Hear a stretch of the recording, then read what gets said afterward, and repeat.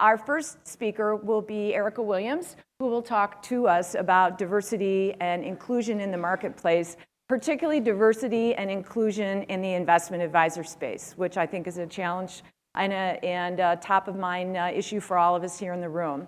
Erica is a partner at Kirkland Ellis in the Government Regulatory and Investigations Unit.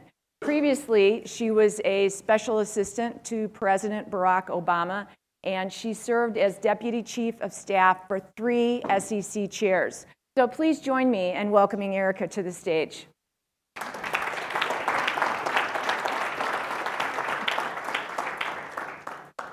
Thank you, Julie. Can everyone hear me? Yes, good morning. Thanks very much for having me. I'm very excited to be standing before you at the Investment Advisor Association's Leadership Conference, especially because I get an opportunity to talk about a topic that I'm very passionate about, and that's increasing diversity and inclusion in financial services. And that includes the investment advisor space, but also diversity in financial services in general. And the topic of my speech today is why sponsors are the key to developing diverse leaders. I want to start by telling you a story. So, as Julie mentioned, earlier this year, I was in the job market. My job as special assistant and associate counsel for President Obama had ended on January 20th. I didn't have another job lined up. The election hadn't gone the way I thought it would. I'd started looking for a job, but I hadn't really gotten any bites. And every headhunter that I talked to told me that I'd waited too long to start looking for a job, that there were 4,000 Obama appointees who were now flooding the market. There were hundreds, if not thousands, of Hillary volunteers who were also looking for work. And I'd always been told when you come out of the White House counsel's office, finding a job is going to be a piece of cake. You won't have any problem. Everyone's going to want you, and you can always go to a law firm because you have nearly 20 years of securities experience at the highest levels of the SEC, and I had litigation and trial experience and policy experience. And in a normal job market, that might have been true, but this wasn't a normal market, and I soon discovered that normal job tactics were not going to work when my headhunter sent out resumes to 10 firms and got 9 rejections in 3 days. So, feeling dejected, I met with a friend for coffee. She's actually in the audience today. And she encouraged me to reach out to 2 senior partners at Kirkland Ellis who had joined Kirkland after their departure from the SEC. And I decided to follow her advice, but I was very skeptical as to whether or not this was going to work. Because while these 2 partners had been great mentors to me as I worked my way up through the ranks of the SEC, because this was an abnormal job market, I knew that what I needed wasn't really a mentor. What I needed was a sponsor. And so you might ask, what is a sponsor?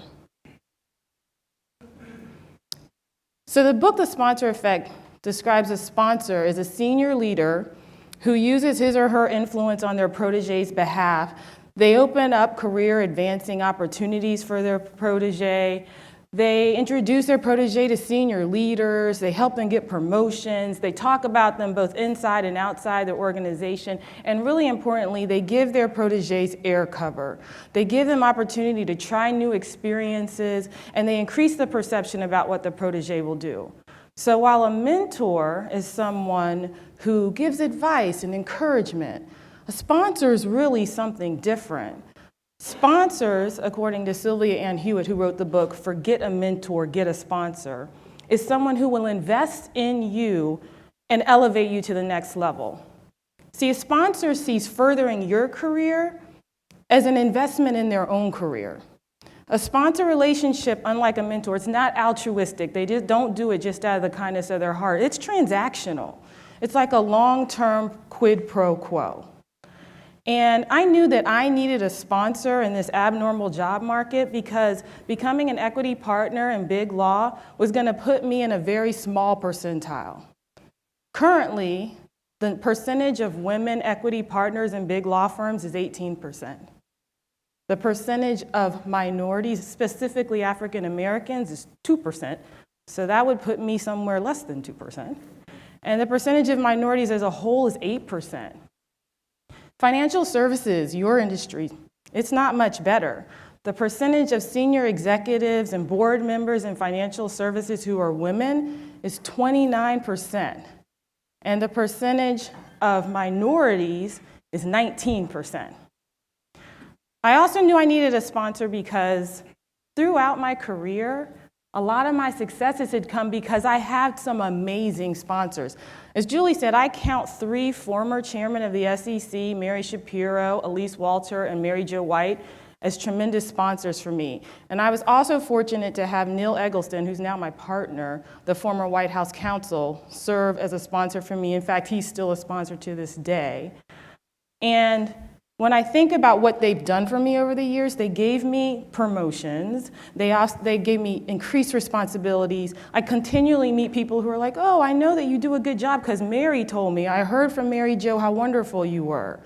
And so those things have opened doors for me.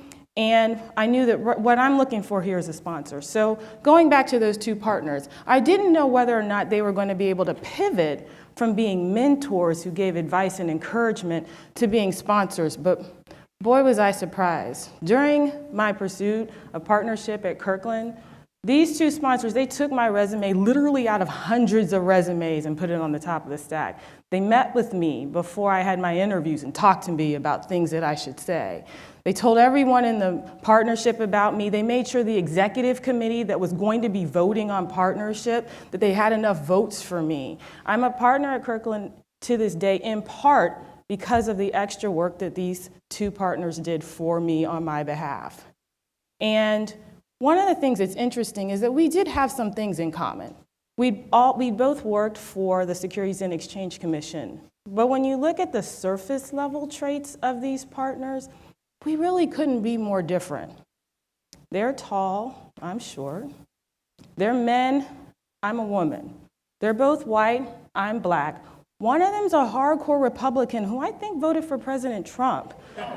And I'm a hardcore Democrat who worked for President Obama. We didn't go to the same schools. We don't like the same sports. But you know, these surface level traits could not have mattered less. At the end of the day, they knew that promoting me was one day going to help them. And so what I come to talk to you today about is really looking to serve as a sponsor for someone who is demographically different than yourself. When I think that the lack of diversity in financial services and in big law is something that most organizations they want to address. And why wouldn't they? The studies have shown that having diverse professionals at all levels of an organization leads to increased profitability. Gender parity especially has been shown to lead to increased revenue, increased products, and increased relative profits. And, besides the financial benefits, it just makes good common sense. In this increasingly diverse global society, you have the best chance of getting the best ideas and innovations and products if you have diverse professionals at all levels of your organization. But when you look at financial services, what I found is that, and corporate America as a whole, a Harvard Business Review study showed that 85% of corporate executives and board members right now are white men, and that percentage hasn't changed for decades. Which tells me that white men are serving as sponsors for other white men. And that makes sense because we tend to invest in people who are similar to ourselves. That's who we tend to trust. But I want to talk to you today about why continuing to do that is not going to lead to increased diversity and inclusion at the most senior levels of organizations. What's really ironic is that while we tend to invest in people that we trust, studies also show that sponsors of color, so senior executives of color and proteges of color, believe that aligning themselves and creating sponsor relationships is going to be frowned upon or would not be productive. In fact, 143% of proteges of color believe that aligning themselves with a sponsor of color, a senior executive of color, is going to disadvantage them.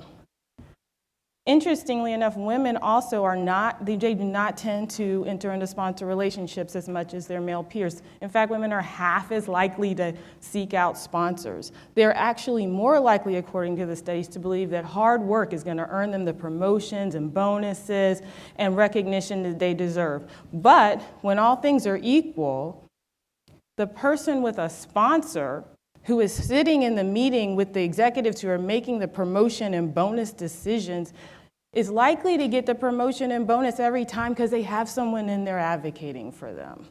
So the question is, what can you do today to increase the number of sponsors in your organization for all types of people in your organization? And I want to leave you with 3 takeaways. First, sponsorship is a two-way street. So, to young professionals, what I always say is that they need to seek out sponsors early and not limit themselves. And people always say, well, how do you find a sponsor? Well, what you don't do is you don't go up to someone and say, will you be my sponsor? Because honestly, that's just a little weird, and I've never found that it works. What's always worked for me and the other people that I know who've had great sponsors is do excellent work. Find an opportunity to work with senior leaders and do excellent work, because if you make that senior leader look good, then they in turn will make you look good. And again, this is a transactional relationship. And don't limit yourself. Women shouldn't just be sponsored by women. Men shouldn't be just sponsored by men. Seek out whoever is excellent in your organization. And if they make you look good, then in turn make them look good. Second, people always talk about the pipeline, and I believe that increasing the pipeline of junior professionals and having that be more diverse is part of the solution, but it's not the solution necessarily to increasing the diversity in the C-suite, because oftentimes many organizations are really good at bringing in diverse junior professionals, and you might have 50% women in your entry-level classes that come in. However, you have difficulty with retention and promotion. And so because the pipeline is not completely the problem, then just increasing the pipeline of junior professionals is not going to totally be the solution. Organizations that have done well have formed formal programs that may not pair people with sponsors, but they're programs that increase the culture of sponsorship, that make it okay for people to be sponsors and make it easier for them to serve as sponsors. And I have 3 organizations I want to highlight. First, my own. Kirkland Ellis has started a women's leadership initiative, and we also have diversity and inclusion committees. And those committees provide opportunities for diverse lawyers to interact with the senior leaders of the firm. And in doing that, they forge relationships. They get opportunities to work with each other, opportunities for the junior professionals to show that they do excellent work so that these sponsor relationships can happen organically. One of our clients, Bristol Myers Squibb, has also had a phenomenal sponsorship initiative, and theirs is a little more formal. They paired 21 high potential men and women with 21 of what they call the top 200 leaders in their company. And over the past year that they'd had that program, 32% of the high potential junior people had received promotions and new positions, and 100% of them had stayed with the company. So that's showing promotion and retention. And another example is Deloitte. Deloitte has a sponsorship program where what they really do is just sort of infuse the culture of Deloitte with the fact that sponsorship is important. They pair people up, but they also give them leadership action plans, and they provide executive coaches, and they bring in outside speakers to talk about how important sponsorship is. And again, that's not necessarily a formal program where they're pairing people with sponsors, but they're helping to define for the organization what sponsors are so that people can think about serving as sponsors. And the last tip that I want to leave you with is that all of us in this room, or senior executives, need to be willing to take the time to serve as sponsors. And we need to fight the urge to only sponsor people who are similar to ourselves. If the view from the C-suite is to become a more diverse view, a view that reflects society and that creates the better innovations and ideas and the increased profits, then we need to be champions in each of our organizations. That's what those two partners at Kirkland did for me. It's what I plan to do now that I'm in a position to do it for other people. And it's what I challenge each of you to do. Thank you very much for your time and attention.